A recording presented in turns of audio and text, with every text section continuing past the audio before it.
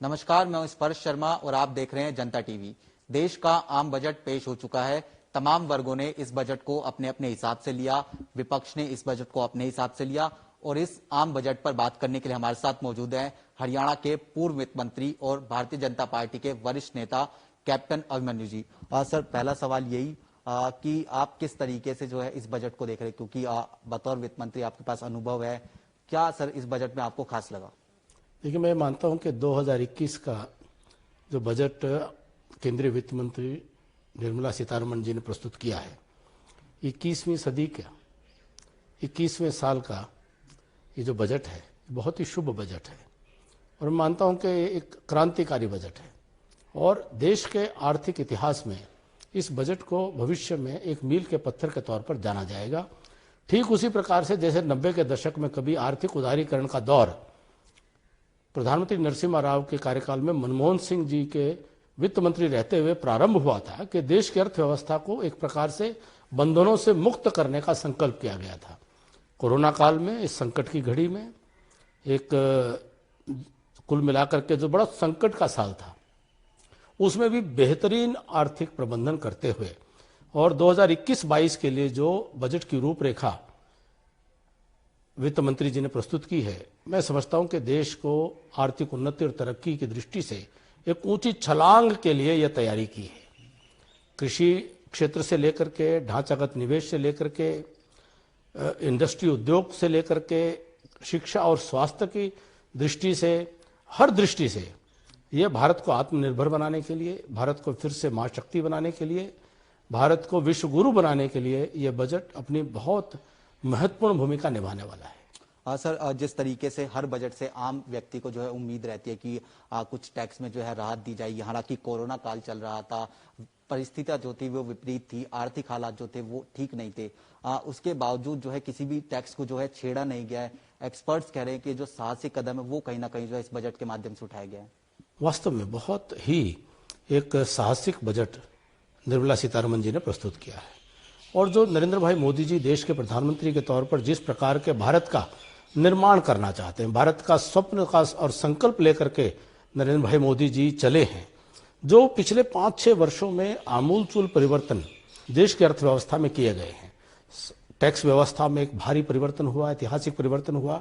अनेकों प्रकार के अनेकों राज्यों में अनेकों टैक्स प्रणाली को समाप्त करके एक राष्ट्र एक कर व्यवस्था, जीएसटी को लागू करने का काम किया। प्रधानमंत्री जन धन योजना के माध्यम से 40 करोड़ से अधिक लोगों के बैंक अकाउंट नए खोलने का काम किया। पूरी अर्थव्यवस्था को ऑनलाइन कर देने का काम किया। पूरी सरकार की जो स्कीम और योजनाएं हैं उनको ऑनलाइन लेकर के आने का काम किया।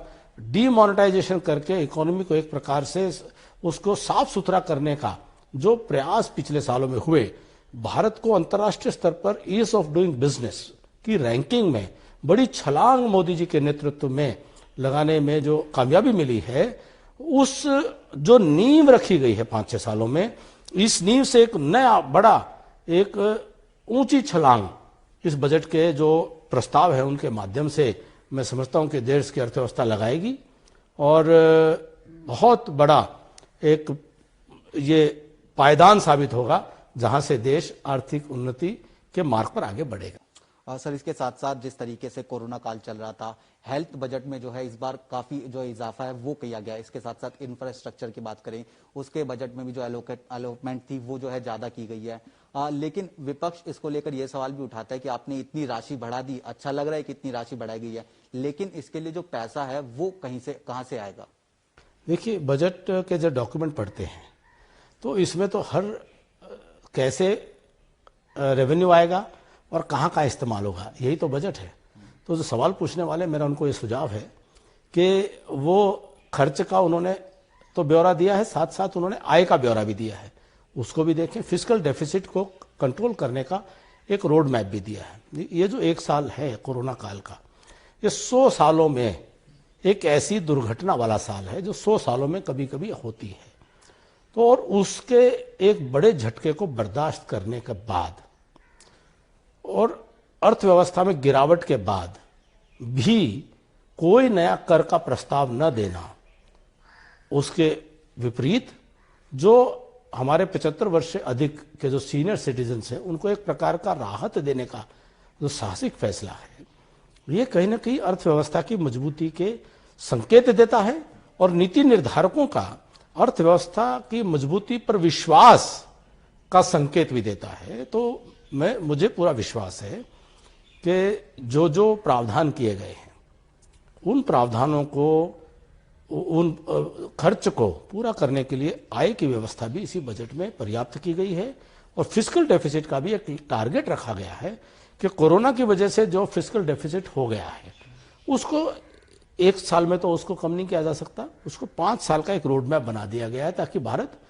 के कदम भविष्य में भी मजबूत कदम दर कदम वह बढ़ते रहे। इसके साथ सर ये सवाल उठ रहा है, जो विपक्षी पार्टी है वो लगातार ये कह रही है कि जो डायरेक्ट कैश है वो आम लोगों के हाथ में दिया जाना चाहिए था ताकि जो इकोनॉमी पूरी तरीके से जो है खराब हुई है पिछले दिनों वो कहीं ना कहीं जो है बूस्ट हो सके। इसको लेकर कोई प्रावधान जो है इस बजट में देखने को नहीं मिला।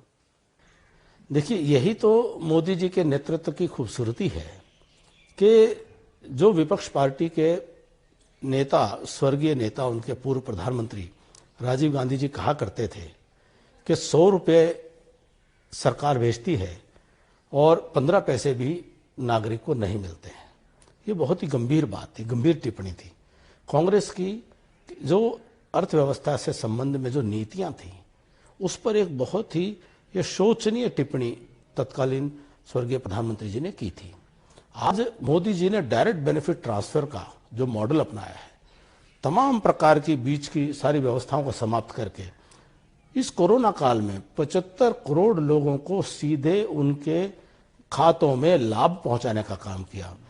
करोड़ों किसानों को सीधे किसान सम्मान योजना, जो आजादी के 70 साल तक कभी किसी ने कल्पना नहीं की थी कि इस देश में वृद्धावस्था सम्मान पेंशन, विधवा सम्मान पेंशन, दिव्यांग सम्मान पेंशन के अतिरिक्त कोई वर्ग को कोई एक प्रकार की सम्मान की निधि कोई मिले, ये कभी किसी ने नहीं सोचा था। ये सोचा तो इस देश के गांव, गरीब, किसान, मजदूर के दर्द को समझने वाले नरेंद्र मोदी जी ने ये पहल की और करोड़ों लोगों के खातों में ये पैसा पहुंचा है।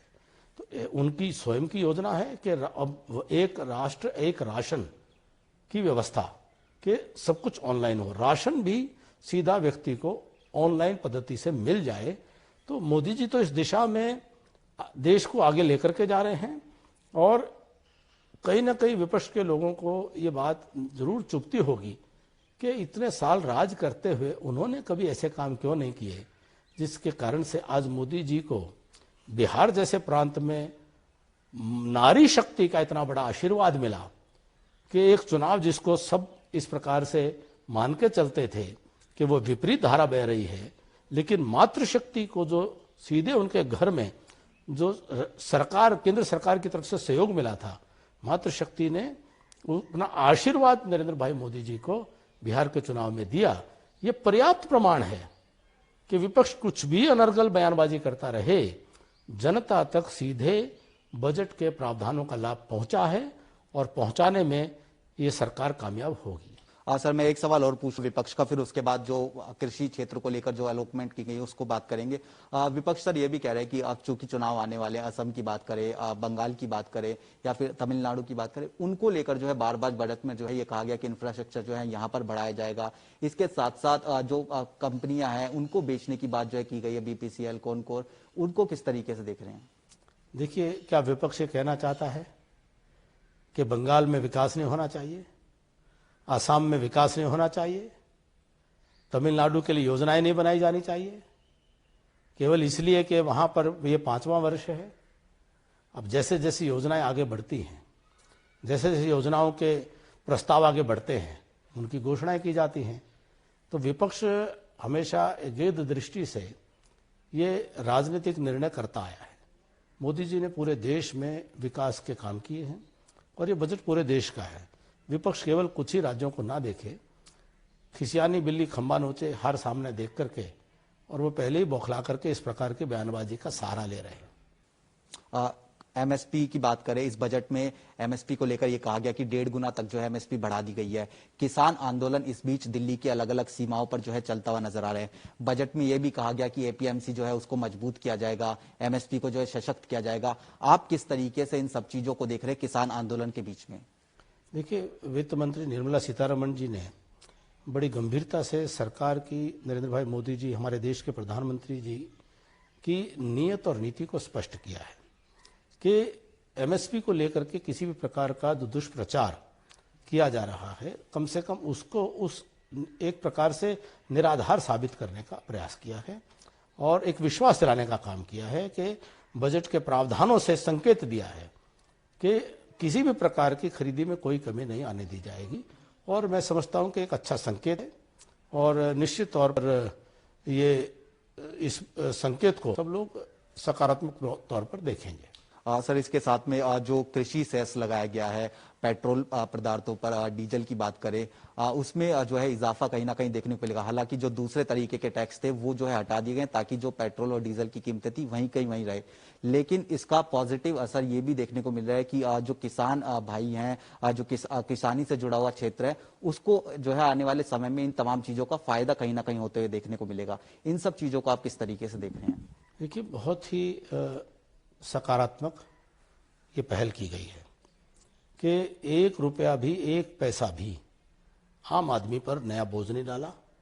सरकार ने अपने जो आय थी उस आय में से अलग से कृषि के लिए एक सेस के खाते में उस आय को ट्रांसफर कर दिया है और वह एग्रीकल्चर सेस से कृषि के ढांचागत निवेश में और किसानों की आय को दोगुना करने के लिए जो आवश्यक सरकारी खर्च है वह उसकी सोर्स तय कर दिया।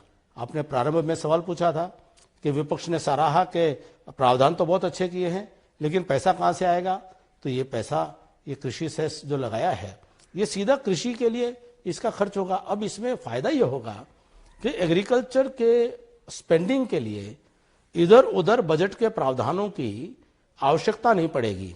सीधा प्रति लीटर जो सेस लगा है वो कृषि की उस मद में चला जाएगा जहां से कृषि के लिए खर्च होना है। बहुत ही एक सकारात्मक ये पहल की है।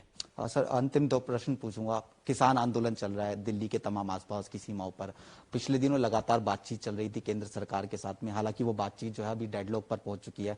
आप तमाम किसान जो प्रदर्शन कर रहे हैं उनको क्या कहना चाहेंगे? क्योंकि प्रधानमंत्री नरेंद्र मोदी भी लगातार ये कह रहे हैं कि एक फोन कॉल हम दूर हैं, बातचीत के लिए पूरी तरीके से हम तैयार हैं। देखिए, मैं मानता हूं कि देश के 135 करोड़ लोग भारत के किसान और अन्नदाता के साथ में पूरी सहानुभूति के साथ में, और किसान को पीड़ा दे करके, किसान को तकलीफ दे करके कोई समाज और कोई राष्ट्र आगे नहीं बढ़ सकता है। और नरेंद्र भाई मोदी जी ने अपने 6 वर्ष के कार्यकाल में, और मुझे उनका गुजरात के भी 12 वर्ष का कार्यकाल मालूम है कि किस प्रकार से कृषि में निवेश करके उन्होंने गुजरात के किसानों की हालत को बेहतर करने का काम किया। वही पिछले 6 वर्षों में हमने देखा है कि कैसे गांव और किसान से जुड़ा हुआ मजदूर उसकी पीड़ा को समझते हुए लगातार, चाहे एमएसपी बढ़ाने का काम हो, खरीदी करने का काम हो, किसानों को इनपुट के ऊपर सुविधाएं देने का काम हो, वह मोदी जी ने बहुत ही साहसिक निर्णय करते हुए ये संकल्प किया है कि किसानों की आय को दोगुना करना है। ये स्वामीनाथन आयोग की रिपोर्ट कांग्रेस ने इतने सालों तक कभी लागू नहीं की। कांग्रेस भी सरकार में थे, कम्युनिस्ट भी सरकार में थे, सब लोग उनके साथ सहयोग में कहीं ना कहीं खड़े थे, लेकिन किसी ने स्वामीनाथन आयोग की रिपोर्ट को छुआ तक नहीं, छेड़ा तक नहीं। मोदी जी ने उसको लागू करने की दिशा में बहुत महत्वपूर्ण कदम उठाए हैं। मैं ये मानता हूं कि जो भी भ्रम है, जो भी आपस की कंफ्यूजन है, ये देश के नागरिकों का है। देश के नागरिकों में सबसे बड़ा हिस्सा, लगभग 60% वो किसान और मजदूर का है। वह देश के मालिक हैं। ये जनतंत्र है, ये लोकतंत्र है। जनतंत्र लोकतंत्र में बातचीत और संवाद ही एक माध्यम है। आजाद देश है, लोकतांत्रिक प्रणाली है, देश में संविधान है। तो सभी संविधान और लोकतंत्र का सम्मान करते हुए बातचीत के लिए आगे आए, और मुझे पूरा विश्वास है कि बातचीत के माध्यम से जब नीयत साफ है, जब नीयत अच्छी है, तो पूरा विश्वास है कि नीति को लेकर के जो भी कोई संशय बना है वह संशय भी दूर कर लिया जाएगा। मुझे अपने नेतृत्व पर पूरा भरोसा है कि मेरा नेतृत्व, भारतीय जनता पार्टी का नेतृत्व मेरे अन्नदाता, मेरे किसान को निराश नहीं होने देगा। सर, हरियाणा के लिहाज से इस बजट को आप किस तरीके से देख रहे हैं? हरियाणा का जो है 50% से ज्यादा क्षेत्र एनसीआर में पड़ता है। कई बड़ी जो अलॉटमेंट है पैसे की राशि की वो की गई है। किस नजरिए से आप हरियाणा के लिहाज से इस बजट को देख रहे हैं? देखिए, हरियाणा देश की आर्थिक व्यवस्था का एक महत्वपूर्ण राज्य है और हरियाणा अर्थतंत्र में एक मजबूत राज्य के तौर पर देश में अपना स्थान रखता है। और जब एक सकारात्मक बजट आता है और एक बड़े संकल्पों को लेकर के बजट के प्रस्ताव आते हैं तो निश्चित तौर पर हरियाणा को भी हर प्रकार के प्रावधानों का लाभ मिलने वाला है। तो मैं समझता हूं कि दिल्ली के 3 तरफ होने के कारण, एक विकसित राज्य होने के कारण बजट के प्रावधानों का काफी अधिक लाभ हरियाणा प्रांत ले पाएगा। सर, इसके साथ अंतिम प्रश्न, इकोनॉमी जिस तरीके से सर चल रही है, ये जो बजट बनाया गया है, हालांकि एक्सपर्ट्स कह रहे हैं कि साहसिक बजट है, कितना एड्रेस जो है इकोनॉमिक गतिविधियों को लेकर ये बजट जो है करता हुआ नजर आएगा?